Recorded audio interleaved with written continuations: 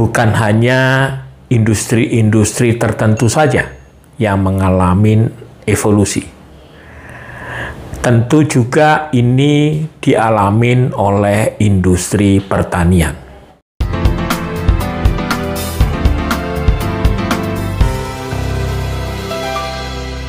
Hai sob, bagaimana kabar? Pandemi, terutama pandemi corona yang sudah ada sejak hampir menjelang 2 tahun ini, itu telah meluluhlantakkan kebiasaan manusia sebagaimana mestinya. Bukan hanya industri-industri tertentu saja yang mengalami evolusi. Tentu juga ini dialamin oleh industri pertanian. Bagaimana para petani-petani kita itu juga harus merubah kondisi yang ada selama ini jika ingin mengalami kehidupan yang lebih baik dari waktu ke waktu. Bang Tua itu melihat bahwa kondisi pertanian kita itu sungguh mengkhawatirkan jika tidak dilakukan perubahan yang sangat signifikan. Karena kondisi ini telah merubah industri-industri pendukung lainnya yang menyebabkan para petani juga harus melakukan langkah-langkah atau strategi yang jauh lebih smart atau lebih cerdas di dalam memasarkan produk pangan mereka.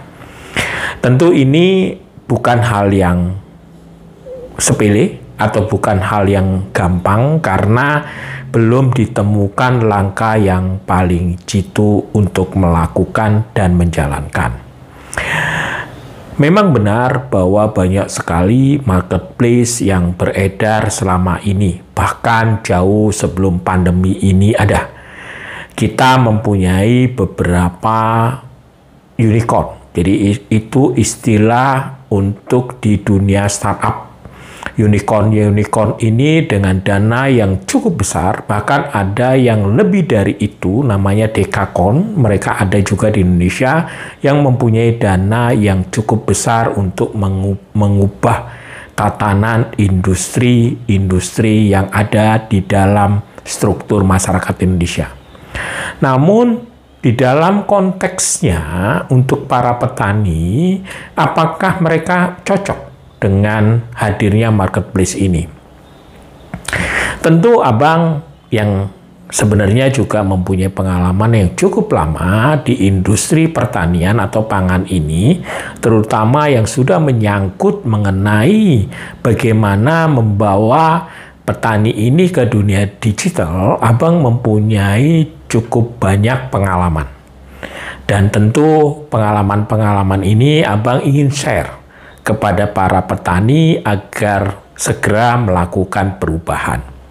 Kalau abang mengatakan bahwa perubahan ini bisa aja disebut sebagai evolusi tentang pemasaran hasil pangan para petani atau hasil panen para petani ini. Sebelumnya tentu para petani kita mengalami banyak kesulitan.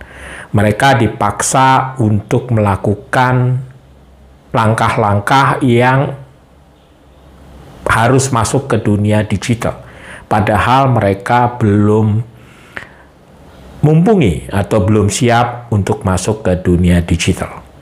Sehingga lagi-lagi para petani-petani sobat abang ini ketinggalan lagi. Selalu kalah beberapa langkah ke depan dengan kemajuan zaman ini. Namun jangan khawatir dengan hadirnya Bang Tua dengan channel ini, maka secara pribadi abang ingin membantu membangun pasar di dalam evolusi petani menuju ke langkah yang lebih baik. Kembali lagi ke marketplace yang sudah ada. Mungkin saja marketplace itu telah menghimpun jutaan bahkan belasan juta para UKM di dalamnya. Namun, sebagaimana Abang ini juga adalah bagian dari industri digital Indonesia, Abang tidak melihat adanya petani yang masuk di sana. Kenapa tidak bisa di situ? Selain mereka memang dikategorikan petani yang tidak mengenal dunia digital, juga mereka dikuasain oleh pihak-pihak tertentu sehingga mereka tidak mengerti apa artinya memasarkan produk panen mereka ke dunia digital melalui marketplace ini. Marketplace ini yang berkembang, Abang tidak sebutkan satu persatu, itu sudah banyak didanain oleh pihak asing, di mana mereka juga mempunyai kepentingan-kepentingan untuk masuk ke pasar. Di awal-awal pertumbuhan marketplace ini, memang harus diakuin mereka membantu banyak UKM. Namun ketika pada waktunya, sekarang ini waktunya, ini UKM-nya sudah mencapai jutaan, bahkan belasan juta. Tentu banyak sekali gesekan di sana. Satu dengan yang lain dengan produk yang sama, bahkan mirip-mirip, berperang harga. Itulah kondisi yang ada di marketplace hari ini. Lalu kemudian kalau kita melihat bahwa ada sisi gelap di dalamnya. Kalau kita perhatikan, itu banyak sekali produk-produk dari luar yang masuk dan menyisipin di marketplace ini. Sehingga kondisinya makin rumit. Itu kalau Abang lihat. Dan apa jadinya? Banyak sekali UKM kita harus diakuin tidak banyak yang berhasil memasarkan produknya di dunia digital ini. Mungkin kalau bisa dibanding dari semua total yang masuk di dunia digital dengan jargon-jargon para marketplace ini yang telah merambah ke seluruh Nusantara yang mengatakan bahwa UKM itu harus next level, itu kayaknya jauh dari apa yang dijargonkan tadi. Karena harus jujur dikatakan bahwa banyak sekali persaingan di dalamnya sehingga para UKM ini tidak bisa berkembang.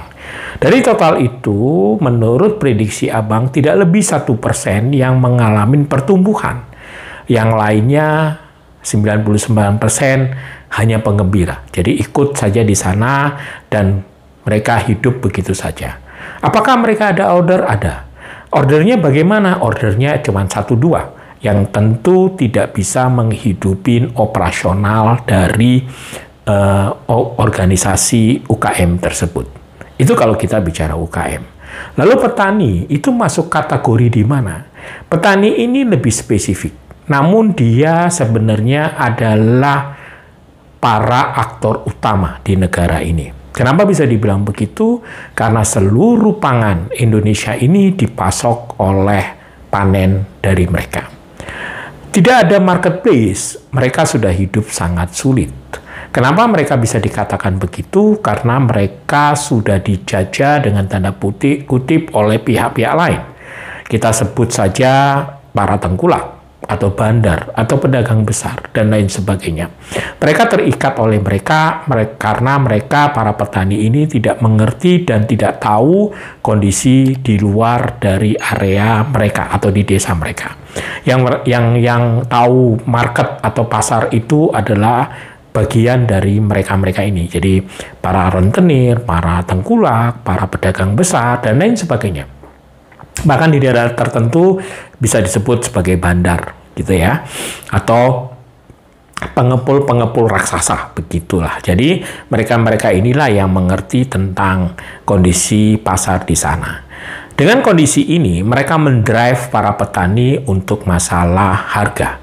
Tentu dengan harga yang semakin ditekan oleh mereka membuat para petani ini tidak bisa mengalami kesejahteraan yang sebagaimana mestinya. Bahkan mereka seringkali rugi disebabkan oleh hal-hal yang ditakuti oleh mereka. Artinya para pemain-pemain besar ini menakut-nakuti bahwa produk-produk para petani ini harganya turun, murah, tidak ada pasar, tidak ada pembeli, dan lain sebagainya.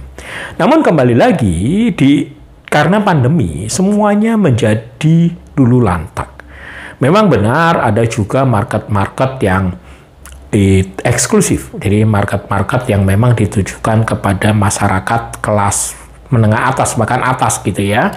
Kita sebut mereka itu adalah market atau pasar premium. Itu sedikit berbeda. Nah, namun pada dasarnya itu tetap saja datangnya dari petani. Apakah petani menikmati kondisi ini? Enggak juga. Jadi inilah bagaimana Abang dengan channel ini beserta tim Abang akan mendrive para petani untuk go YouTube. Apakah mereka itu masuk sendiri atau melalui channel Abang, itu terserah. Namun di dalam hal ini, kenapa harus dengan YouTube? Karena YouTube ini adalah tempat bermukim miliaran orang untuk mencari segala sesuatu mengenai kehidupan mereka. Apapun yang mereka cari, itu ada di YouTube. Tentu dengan miliaran orang yang ada di dalam, bukan hanya di Indonesia saja, di seluruh penjuru dunia, itu melalui YouTube jika mencari sesuatu yang memang sifatnya itu audiovisual. Seperti halnya dengan induk mereka, YouTube ini, Google, itu adalah tempat pencarian terbesar di jagat dunia ini. YouTube adalah nomor 2 terbesar setelah induk mereka, Google. Dengan memasukkan produk-produk pertanian di YouTube ini, Abang mendrive para petani agar mereka itu berevolusi untuk memasarkan produknya melalui YouTube ini. Kenapa Bang tidak melalui marketplace saja? Ini hal yang perlu saya sampaikan agar para petani ataupun siapapun pelaku bisnis pertanian itu berbeda. Karena kalau petani itu, apapun itu petani, apakah dia petani gurem yang tentu luas lahannya tidak lebih dari 500 meter. Sekali panen itu bicaranya 100-200 kilo. Jadi kalau mereka menjual ke ranah marketplace tadi, siapa yang mau beli 100-200 kilo? Bahkan kalau ada petani, banyak sekali juga petani, sekali panen itu 5 ton, 10 ton, 12 ton, apapun produk mereka. Mulai tanaman pangan, mulai hortikultura, buah-buahan, bahkan nelayan sekalipun. Jadi, tidak cocok mereka memasarkan di marketplace ini. Lalu kemana Bang mereka memasarkan produk ini kalau masuk ke digital? Abang melihat saat ini sementara lewat YouTube adalah paling efektif. Sembari berjalan, Abang akan mengumpulkan komunitas di dalam channel ini agar terbentuk komunitas hingga kita bisa menjadikan ini alat bertransaksi seperti halnya nanti di episode-episode berikutnya. Abang akan menceritakan bagaimana akan hilangnya atau akan lenyapnya yang namanya pasar tradisional gara-gara adanya pandemi ini. Lalu jika pasar tradisional, apapun itu skalanya, apakah itu pasar induk, apakah itu skala tradisional di kabupaten, di kota madya, atau di perdesaan, itu akan lenyap dengan hadirnya pandemi ini. Karena manusia atau masyarakat itu mulai enggan untuk masuk ke area kerumunan-kerumunan itu, karena jikalau mereka masuk ke sana, mereka berpikir lebih cerdas, resiko untuk mendapatkan serangan COVID ini atau pandemi ini pasti akan dialami. Dan karena kecerdasan masyarakat kita dari hari ke hari, maka hal ini akan dihindari. Coba sobat bayangkan kalau seandainya tidak cocok menjual produk-produk hasil panen di marketplace, kemudian mereka mau menjual ke pasar yang selama ini ada, termasuk juga restoran, hotel yang semakin lama banyak yang tutup karena pandemi ini, mau jual kemana? Jadi inilah momentum Abang untuk mengajak para petani untuk berevolusi memasarkan produknya melalui YouTube channel Abang ini. Tentu Abang tidak menyarankan juga untuk melakukan banyak hal yang tidak sebagaimana mestinya. Di dalam perjalanannya, Abang melihat banyak sekali para tengkulak atau pedagang besar yang sudah bangkrut atau sudah tutup. Karena marketnya mereka sudah nggak ada. tentu mereka akan menjadi bagian dari keterpurukan atas kekuatan pandemi ini. Jikalau para tengkulak atau pedagang besar ini atau pedagang pengepul ini hilang, maka tentu nasib para petani ini menjadi bencana di kemudian hari. Saya secara pribadi, Abang secara pribadi salut dengan perjuangan pemerintah untuk menanggulangi COVID ini. Namun, jangan terlalu lama hanya untuk memikirkan tentang penyebaran COVID ini yang semakin hari semakin menganas.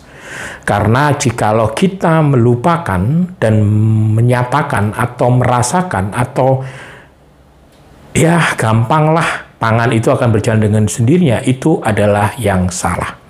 Bagaimana jikalau para petani ini makin hari market atau pasarnya sudah tidak ada? Lalu kemudian mereka menyerah, akhirnya mereka tidak menanam tanaman yang sebagaimana mestinya kita makan sehari-hari. Hal-hal inilah yang membuat Abang harus membuat sebuah channel yang menampung segala sesuatu mengenai komoditi langsung dari para petani. Jadi para petani, sobat-sobat petani, jika panen jangan ragu untuk menghubungi channel Abang. Di sana ada call center WA-nya, bisa menghubungin sehingga tim Abang akan menyambut dan akan memverifikasi untuk dipasarkan melalui YouTube ini dengan channel Abang ini. Tentu sekelumit cerita ini akan menjadi awal perjalanan bagaimana Abang akan mengedukasi para petani untuk segera berevolusi atau menjual produknya di YouTube ini. Singkatnya bahwa sementara satu-satunya tempat untuk menjual produk hasil panen petani adalah melalui YouTube ini. Begitu sobat, jangan ragu untuk memasarkan produk-produknya. Juga Abang menyarankan kepada sobat-sobat yang lain yang membutuhkan produk pertanian, jangan ragu untuk menghubungi tim Abang, karena tim Abang akan membantu menjembatani market atau pasar atau kebutuhan dari para sobat yang membutuhkan pangan dalam jumlah besar langsung dari para petani ini. Dan channel ini Abang harapkan suatu hari lagi nanti dengan bantuan tim YouTube akan menjadi pasar induk online yang ada di YouTube ini. Begitu sobat, jaga kesehatan dan jangan lupa tersenyum.